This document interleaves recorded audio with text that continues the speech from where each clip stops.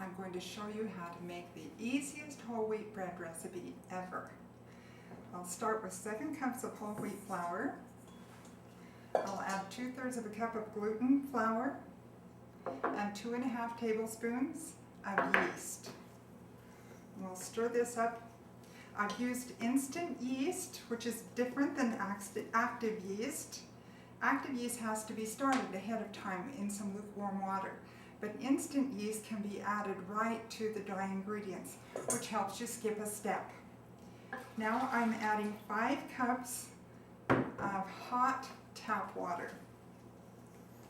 And I'll give this all a stir, get all of the dry ingredients moistened,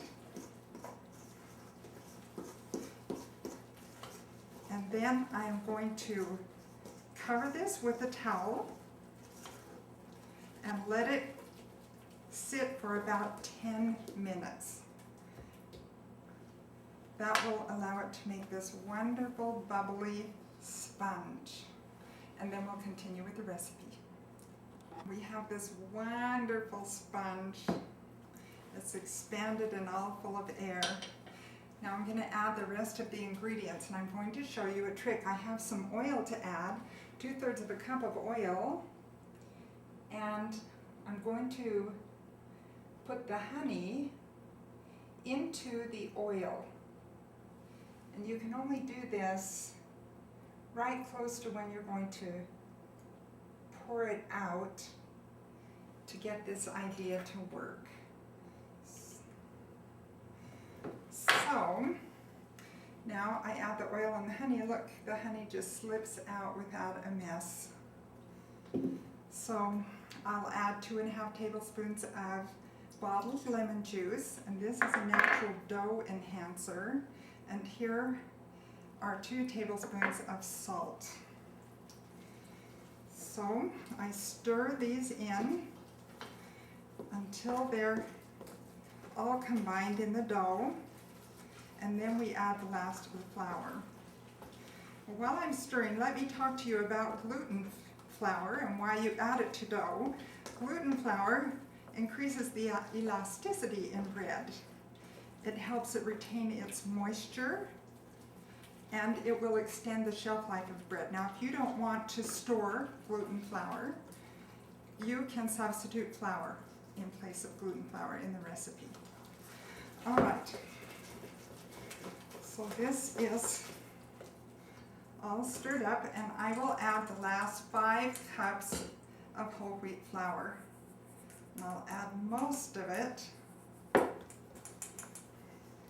and cut it into the dough. Now, as you can see, I'm showing you in this demonstration how to make this bread recipe by hand, since not all of you will have a bread mixer. But the recipe that I have given you tells you how to make this bread also with a bread mixer, which is very nice to use.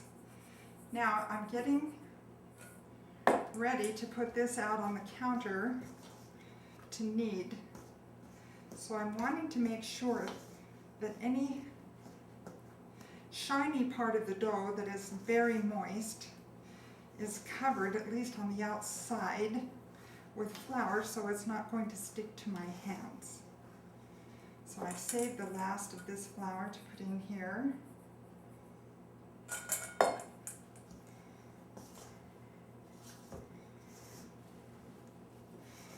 Now I'm ready to pour it out on the counter. So when you're making this recipe by hand, you will need a little bit of extra flour to keep the dough from sticking to the counter. And the key to having moist whole wheat bread is to try to add the least amount of flour possible. So you try to be very careful not to have too much flour and to keep this dough nice and soft as you're kneading it.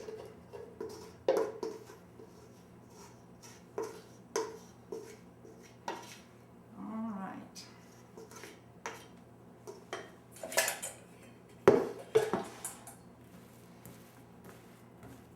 So you can see this is covered with flour on the outside, which allows me to start kneading the dough. and I pull the dough that is farthest away from me toward the middle and push down with the heel of my hand. We're a little moist here.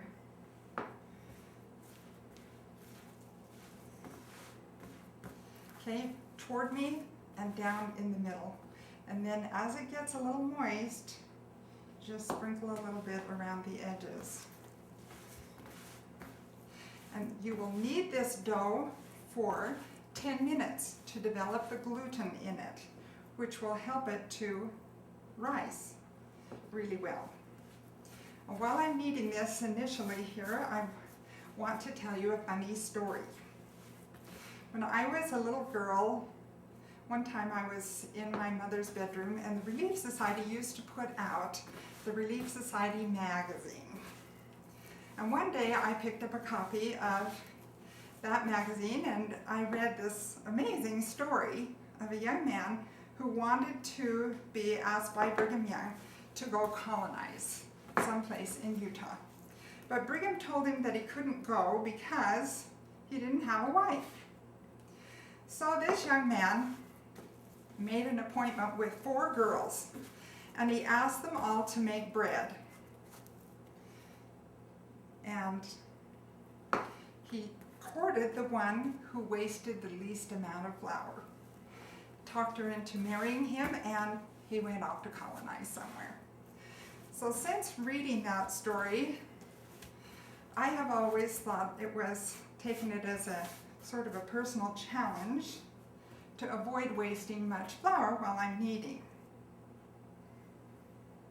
And that really works well when you're trying to knead whole wheat bread, because it helps you to add a minimum amount of flour.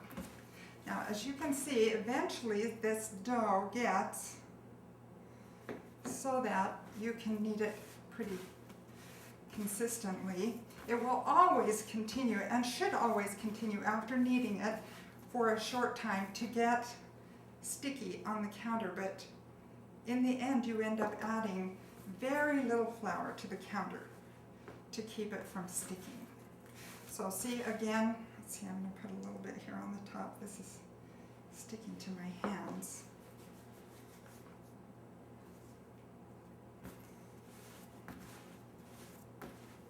I take the dough farthest away from me and pull it to the inside. So I'm going to keep kneading this dough for about 10 minutes and I'll see you then. So you can see that it has made a nice soft dough, and when you get enough flour in it, you get into a rhythm of kneading it, and you can go much more quickly to develop the gluten. I only need a little sprinkle when it gets to this stage of flour to keep it from sticking.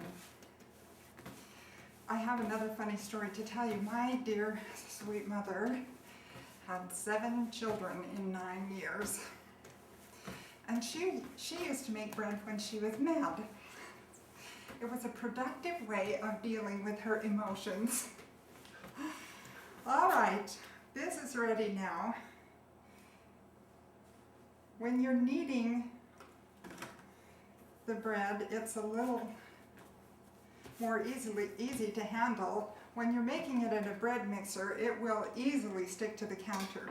So you just put a little bit of oil on the counter, put the bread in that oil, and use a knife to cut it into 4 equal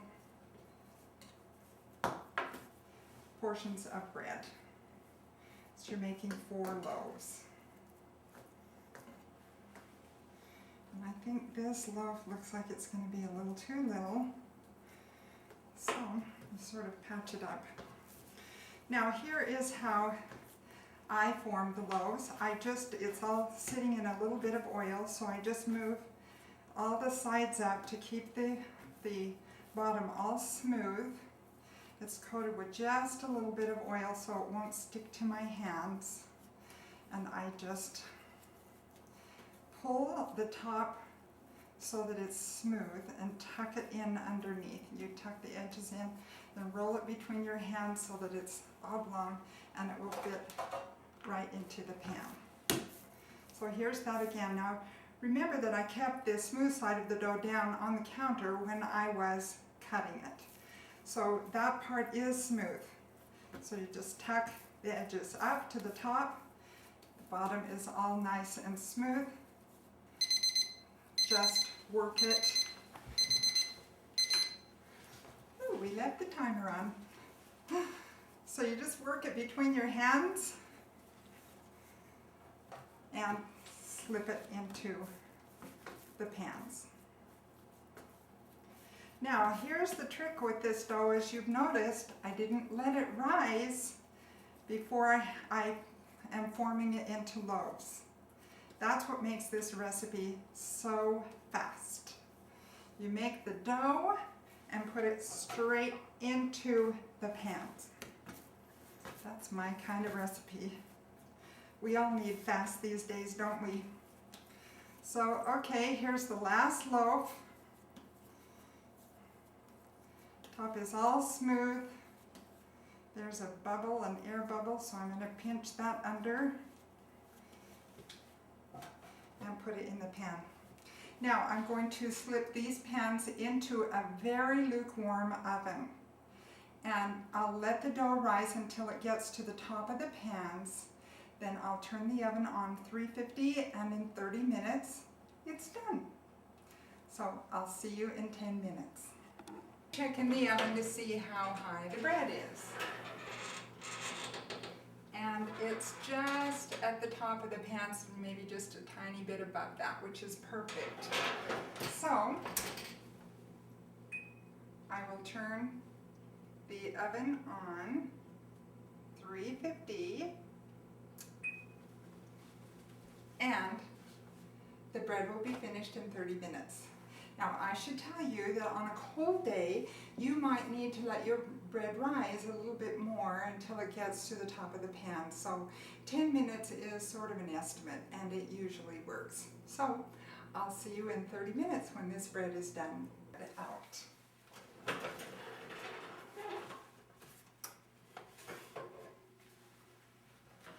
So when bread comes out of the oven, you take it out of the pans quickly and let it cool. I love making 4 loaves at a time. This bread will freeze really, really well and still be nice and moist for a number of days after it's thawed.